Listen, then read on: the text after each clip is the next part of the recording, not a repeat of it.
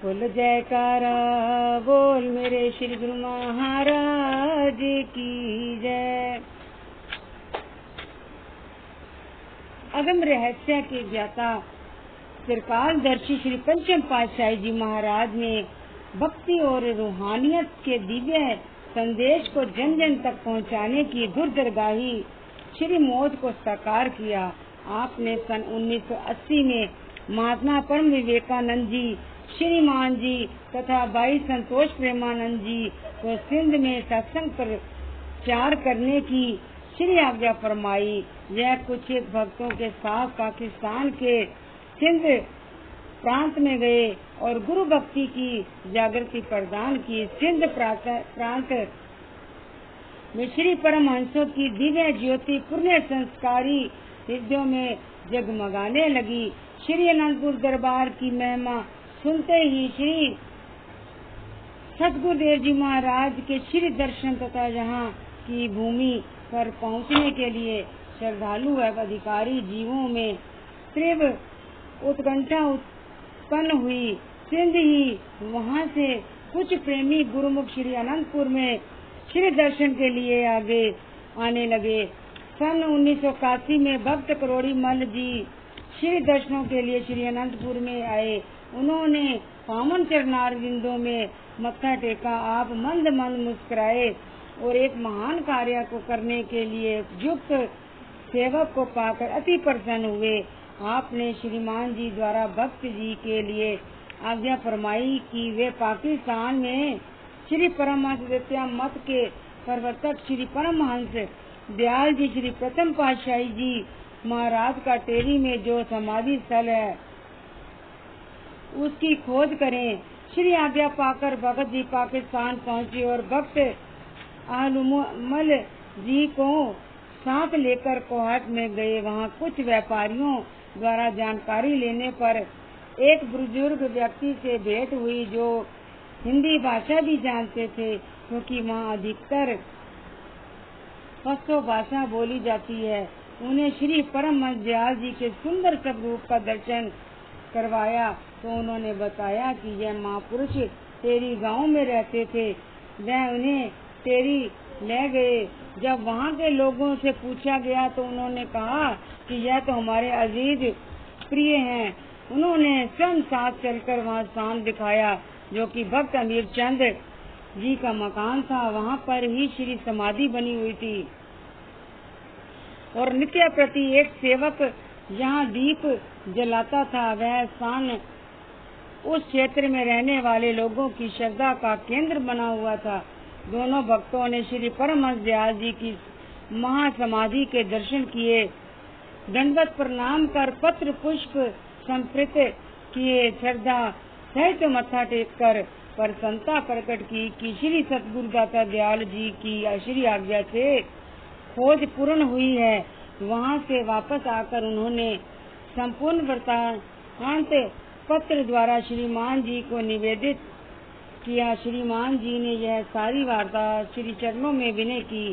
श्री सतगुरुदेव दाता दयाल जी ने उस स्थान को सर्वाधिकार सुरक्षित करने के लिए श्री आज्ञा फरमाई। इस हेतु भक्त लोकुमल जी 3-4 बार टेरी गए और वहाँ का समाचार निवेदित करते रहे। सन 1997 में भक्त करोड़ी मल जी श्री दर्शन हेतु श्री अनंतपुर आए। जब वह श्री चरणों में मत्था टेकने के लिए उपस्थित हुए तो आपने अपनी असीम अनुपमा करते हुए उनके सपुत्र भक्त प्रेम जी के लिए श्री आज्ञा दी कि यह सारा कार्य उन्हें देखना है और पूर्ण करना है। जब यह श्री आज्ञा हुई तब वह श्री अनंतपुर में नहीं थे। सिंध में पहुंचकर उन्हें यह आदेश सुनाया गया। उन्होंने नतमस्तक को श्रद्धा सहित इसे शिरोधार्य किया और कहा कि यह सारा कार्य तो श्री सतगुरुदेव जी महाराज जी की कृपा और शिवाशीष से ही होना है। वह स्वयं ही इसे पूर्ण करेंगे। मुझे तो केवल आज्ञा मानन करनी है। भक्त प्रेम जी ने तन मन धन से स्वयं को इस श्री आज्ञा को पूर्ण करने में संप्रत कर दिया। सन 1997 के बाद वह श्री अनंतपुर में आते रहे। धीरे धीरे समय अनुसार टेरी के कार्य को आगे बढ़ाते गए। कुछ प्रेम पूर्वक, कुछ एक दूसरे के साथ बैठ के कर और कुछ कोर्ट कचहरी में जाकर सन 1904 में सिंध से कुछ प्रेमी गुरुमुखों ने श्री चरणों में आकर निवेदन किया कि महाराज, वहाँ पर कुछ ऐसी बाधाएं आ रही हैं जिससे कार्य पूर्ण करने में कठिनाई हो रही है। भक्त जी ने पिता जी के विनय की, प्रभु आप सर्वकला संपन्न है, आप स्वयं पर पार ब्रह्म परमेश्वर हैं, आपके चरण कमलों में सब रिधियां सिद्धियां नव निधियां और सब शक्तियां हैं। आप इस कार्य को क्षण भर में पूरा कर सकते हैं। यह आपका हम पर विशेष स्नेह है जो आपने हमें यह महान सेवा प्रदान की है। श्री प्रभु जी सेवकों की भावनाओं को देखकर बहुत प्रसन्न हुए और वचन फरमाए, यह कार्य श्री परमहंस दयाल जी की अपनी श्री मौज के अनुसार ही होना है। उनकी जब जब जैसी मौज होगी वैसे वैसे सब विघ्न बाधाएं समझ ही दूर होती चली जाएंगी। यह बात 100% सुनिश्चित है कि यह स्थान श्री दरबार का है और यहाँ पर समय पाकर विशाल भव्य मंदिर भी बनेगा। आप निश्चित रहे, श्री परमहंस दयाल जी महाराज स्वयं इस कार्य को पूर्ण करेंगे। सभी गुरुमुख जन जयकारे लगाकर श्री प्रभु जी के गुणानुवाद गाते हुए सिंध की ओर लौट गए। धीरे धीरे भक्त प्रेम जी के अथक प्रयास से यहाँ का सारा काम सुप्रीम कोर्ट की देख रेख में होने लगा। श्री प्रभु जी के आशीर्वाद और उनकी मौज से पाकिस्तान हिंदू परिषद के संरक्षक और नेशनल असेंबली के सदस्य डॉक्टर रमेश कुमार जी ने इस कार्य में काफी रुचि दिखाकर अपना समय प्रदान कर पूरी लगन और उत्साह से इसे पूर्ण किया। सन 2015 में सुप्रीम कोर्ट के द्वारा उस स्थान का पूरा अधिकार मिल गया। यहाँ का अधिकार मिल जाने के बाद कुछ और जमीन खरीद करके इस महासमाधि स्थल पर एक भव्य श्री मंदिर का निर्माण किया गया। महात्मा परम नित्यानंद जी और भाई दयाल सागरानंद जी की देख रेख में यहाँ का प्रबंध सुचारू रूप से प्रसन्न होने लगा। श्री 108 श्री हजूर सतगुरुदेव जी महाराज ने 24 अक्टूबर सन 1921 को संत मंडली सहित इस पावन महिम स्थान पर कृपा फरमाकर श्री परमहंस दयाल जी महाराज जी पूजा आराधना की और पूर्ण विश्व को शांति का संदेश दिया। हार्दिक सौहार्द। युग परिस्थिति एवं काल चक्र में नियमानुसार परिवर्तन होते रहते हैं। कई बार कई घटनाक्रम ऐसी विभीषिका साथ लाते हैं कि भयंकर भयावह स्थिति उत्पन्न हो जाती है। महापुरुषों से परिस्थिति का सम्मान सरल एवं सुगम ढंग से करने की युक्ति बतलाते हैं। ऐसे ही एक घटना घटित हुई जिसका उल्लेख इस प्रकार है। विश्व के सब देशों में प्राय प्रत्येक वर्ष में 2-4 ग्रहण लगते ही रहते हैं। भारत वर्ष में यह राहु केतु ग्रह का उपद्रव समझा जाता है। जब जब भी यह ग्रहण लगते हैं तो ज्योतिषी शास्त्र की गणना के अनुसार कभी कम तो कभी अधिक हानि होने की आशंका बनी रहती है। इसी प्रकार सन 1991 में सूर्य ग्रहण को अत्यधिक भारी बतलाया गया।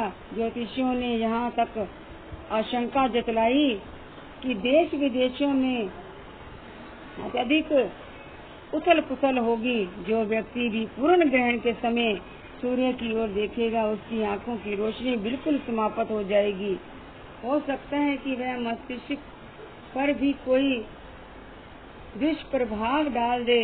जन हानि एवं धन हानि दोनों ही प्रचुर मात्रा में होंगे।